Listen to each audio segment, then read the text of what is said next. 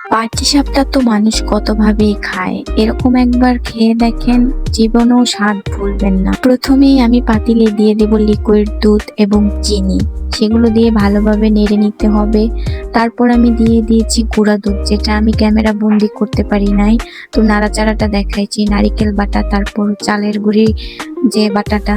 তো কতক্ষণ নেড়ে আমি নারিকেল বাটাটা দিয়ে দিয়েছি। তারপর বেসন গোলাই দিবেন।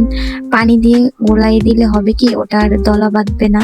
তো দেখো আমার এই ক্রিমটা তৈরি করা হয়ে গেছে পিঠার জন্য। চুলা থেকে উঠিয়ে কিছুক্ষণ রেখে দিলে এটা একদম ঘন হয়ে যাবে, আপনার ক্রিমি ক্রিমি একটা ভাব চলে। তো ব্যাটার তৈরি করার জন্য আমি এখানে একটা ডিম দিয়েছি, চিনি দিয়েছি, বেসন, এলাচের গুঁড়া, লবণ পরিমাণ মতো, আপনার যা যা লাগবে সুন্দর করে দিয়ে সুন্দরভাবে মিক্স করে নিবেন। তো আমার ব্যাটার তৈরি করা শেষ। এখন আমি প্যানে ভালোভাবে তেল লাগিয়ে নিব, যাতে পিঠাটা এটার সাথে লেগে লেগে না যায়।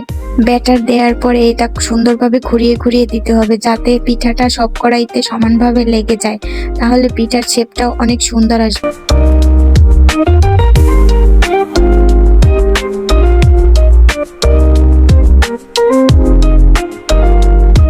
এখন আমি আরো একটি পিঠা বানিয়ে দেখিয়ে দিচ্ছি আপনাদের।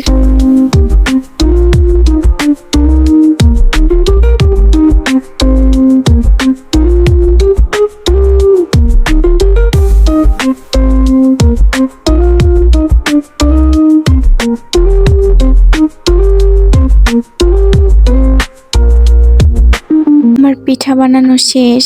দেখেন কত সুন্দর হয়েছে প্রত্যেকটা পিঠা। আমি অত পাকা রাঁধুনি না, তারপরও আমি যথাসাধ্য চেষ্টা করেছি সুন্দর করার জন্য। যদি আপনাদের ভালো লাগে তো লাইক, কমেন্ট, শেয়ার করে আমার পাশে থাকবেন। ধন্যবাদ।